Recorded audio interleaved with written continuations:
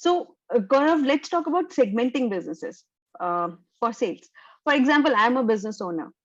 How do I think about which bucket should I put my business into so that I can think about the relevant sales strategies? There are different kind of segments. I could say maybe I want to put myself into a B2B or a B2C kind of segment.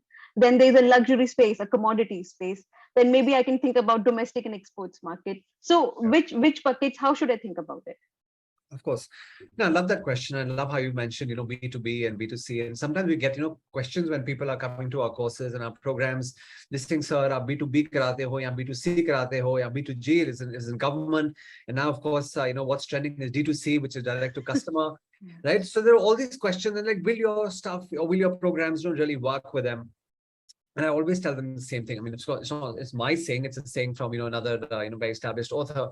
But he talks about the fact is that it could be a B2B, it could be a B2C, it could be a B2G, it could be a D2C. But just know this: that behind each of these people is a human being, right? It is a person, and hence what matters most is the H to H, okay, which is a human to human connection. That really is the most important aspect, and that's not changing, anytime soon. Yes, when someone is going ahead and positioning their product, there has to be, well, why do people buy anything? Okay, and the reason, and two primary reasons, is one is that there's a need or a problem that needs to be solved, and you have a product or service that solves it for them. Or the second is, why do people end up buying Apple? Because they fall in love, right? They fall in love with a particular, product or brand. So I think if I were to come in, and I keep launching new products and companies all the time, and I think when I'm coming into or coming out with the solution, my thought process is, what is the need of the market? What is the problem that people are looking to solve? Because it's a well-known fact that, like, you solve $1 million problem and you have your shot at being a millionaire. And the same is like a billionaire as well.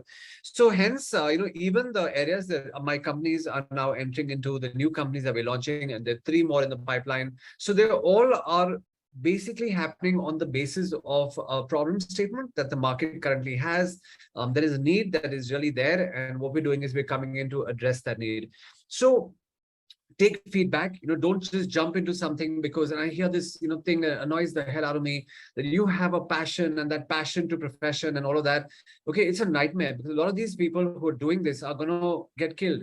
I mean, there are people today, unfortunately, who are telling everyone, "Arey, passion hai to bas dhanda start kar do, naukri chhod do, just jump into business," and all of that. It's not easy, right? And unfortunately, people are saying that the success rate is 70%, 80%.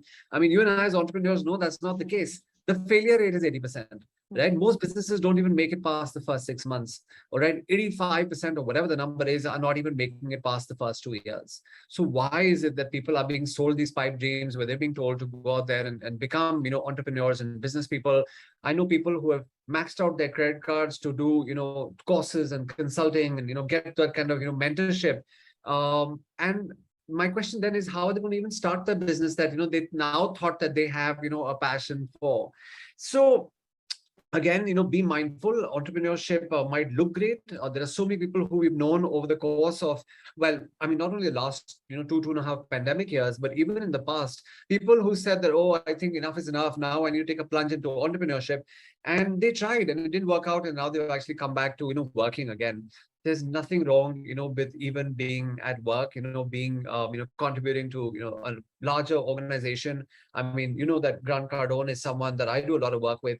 Now look at Jared Grant. He came on. Jared is now Grant's president, earlier his vice president, probably a third employee that Grant had on his team. And here is a guy who has built immense wealth, fame, good fortune by being on Grant's team, okay, and working towards that common vision and goal that they really are. So point being, okay, the H to H, the human to human piece. Point being that, okay, you want to solve a problem, you want to address a need, you want to get people to fall in love with you, your product, your company. So those are the areas that are most important as far as I'm concerned. And truly, sales isn't complicated. One has to just focus on the relationship and focus on delivering the right customer experience, and the rest will follow. The market will tell you where you intend or deserve to be. Once you go out there with your product and service and you actually launch it and you put it out there, you will start getting feedback. And it's very important to get feedback, adjust and adapt, and you'll be very, in a position to tell exactly where you should be. So that would just be my thought over there. All right. So, for example, I just pick up a business. Of Maybe course. they are manufacturing pipes and plumbing material. They have an existing business, let's say maybe 10 crores of turnover. Where would you put them? How should they think about their sales? Right.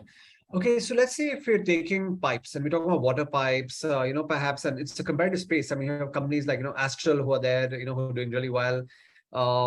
Yet there is, of course, it's a huge market. It's a very interesting space that you mentioned as well, because what's happening in the area of pipes, the old pipes that, were there maybe 15 years and before, which is before the PVC Yeah. pipes actually came in. A lot of those pipes are now in buildings which are actually, rusting, which are then homes, factories, offices, which actually now are rusting. So there's a big replacement market that's actually coming into that place. Now, yes, while it's a great place to be. As I mentioned, there's also competition, and which is fine because there will be competition in pretty much everything you do. I mean, you can't really, expect to be in a situation where there is a monopoly or a duopoly or anything on those lines. So, I mean, my positioning here would be if I was in this particular space, I mean, I would see, what my input costs are, like, what is really, my cost of product, what is my cost of marketing, what is my cost of overhead, what really is my break even, where am I looking at really taking this over the course of the next few years.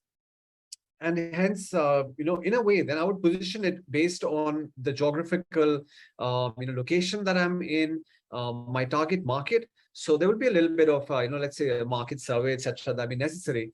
But I would take a call, based on all those factors. Many 10 crores is not bad. 10 crores means that, a lot of the initial hurdles, have been crossed. What will also have to be seen is that, is this a company that is doing some kind of manufacturing on their own, or they're a trading company? So a manufacturing company will have a different approach, a trading company will have a different approach, and hence even their margins will actually change. So many things come into play really. I don't think as a PVC pipe supplying company, you can actually go into a luxury market because brand is not really that, important here.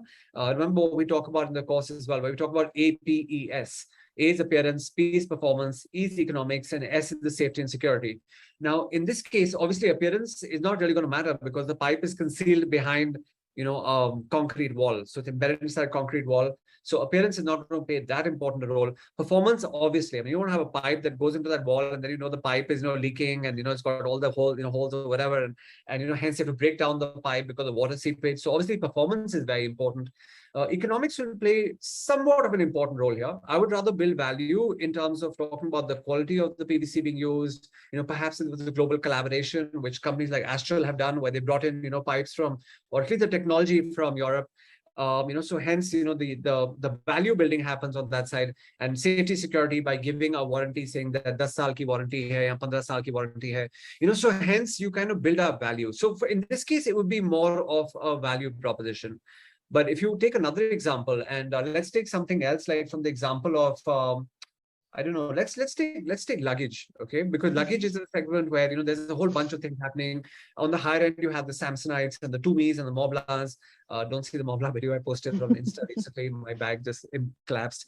But point being that you've got the higher end, so you've got the Moblas, you've got the Tumis, you have Samsonite, let's say, which is up there as well.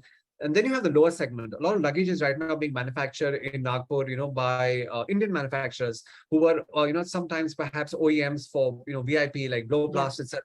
So they've come out with a trolley bag, which is 1,500 rupees, like a cabin trolley bag at 1,500. Mobla is probably at the highest end at about 60,000. So now you have a very wide range to play with. And in this case, when someone is deciding, which segment, should I actually enter?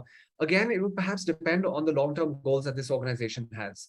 Are they going to be an institutional player where they're looking to, give, trolley bags to a pharma company like Cipla for doctors who travel? Now, in that case, they know that they can't get more than 1,800 rupees. So perhaps then they're playing like, a volume, cost-effective game.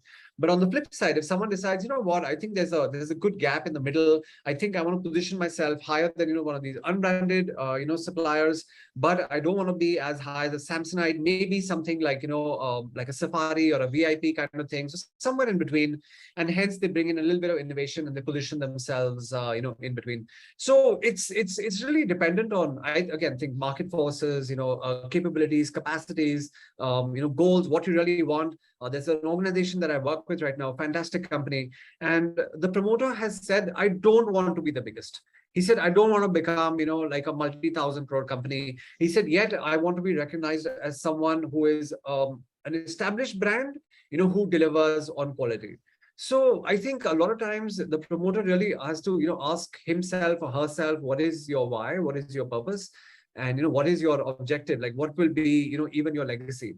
And maybe when you start from there and you work backwards, that will probably help in determining what segment you should be looking at. My thought. All right. You briefly